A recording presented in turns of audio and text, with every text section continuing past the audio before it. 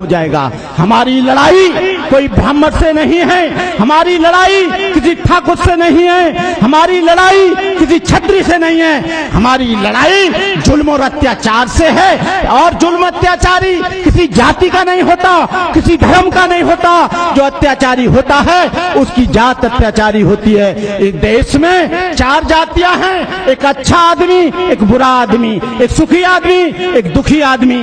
लेकिन हम लोग जातियों में बटे हैं, ये देश टूट जाएगा। मैं कहना चाहता हूं आरएसएस के लोगों से, यदि आपने जुल्म बंद नहीं करवाया, कभी आरएसएस ने दलितों के लिए आंदोलन शुरू नहीं किया, कभी दलितों की सिफारिश नहीं की, कभी अत्याचार की सिफारिश नहीं की, लोग मुसलमान होते जा रहे हैं। बाबा साहब अम्बेडकर का यहाँ के आरएसएस के लोगों को बहुत ऋणी होना चाहिए। काश बाबा साहब डॉक्टर अम्बेडकर मुसलमान हो जाते, करोड़ों लोगों के मस्तिष्क मक्का मदीने चले जाते।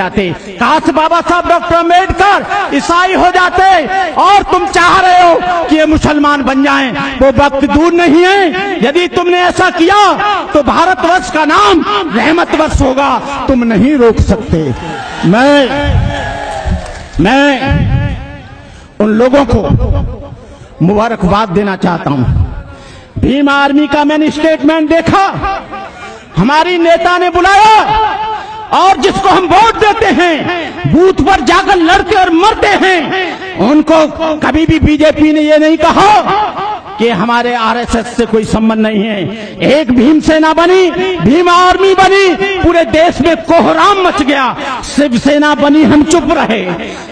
हिंदू सेना बनी, हम चुप रहे। टाइगर सेना बनी, हम चुप रहे। माता सेना बनी, हम चुप रहे। और बजरंग दल बना, हम चुप रहे। लेकिन एक भीम आर्मी क्या बन गई?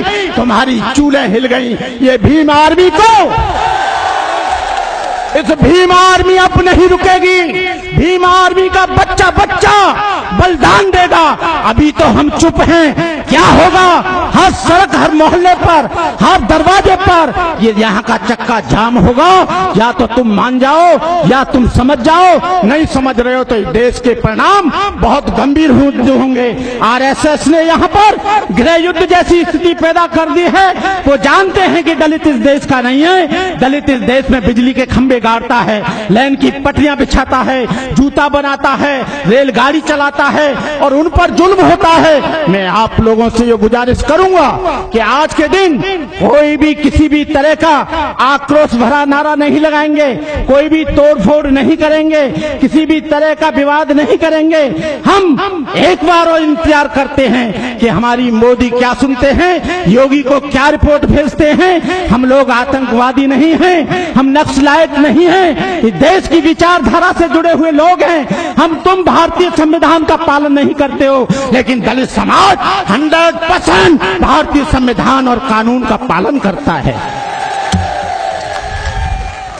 बहनों और भाइयों, मैं ज्यादा कुछ न कहकर मैं आप लोगों से गुजारिश करूंगा, जब आप अपने क्षेत्र में लौटें, इस आंदोलन को और तेज करने का मौका करें, इस आंदोलन को धारदार बनाने का काम करें। हर जिले, हर तहसील में करें, हर ब्लॉक में करें, चाहे वो 50-50, 100-100 टेने के रूप में जाएं। इस देश की व्यवस्था को चरमरा जाएगी। यदि ऐसा नहीं हुआ तो मैं आप लोगों से गुजारिश करता हूं, खाओ कसम, जो भीम आर्मी को सपोर्ट नहीं करेगा उसको वोट नहीं देंगे, चाहे वो कोई भी पार्टी क्यों ना हो।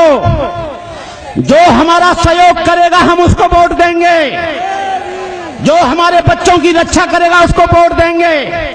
बहुत हो गया, रखो तुम पार्टियां अपने पास, हमारा सामाजिक आंदोलन चलेगा। बाबा साहब डॉक्टर अम्बेडकर ने 1984 के बाद एक विशेष पार्टी ने हमारे सामाजिक आंदोलन को नेस्ते नाबूद कर दिया। इसलिए मैं कहना चाहूंगा, आने वाले समय में मैं किसी का नाम नहीं लेना चाहता।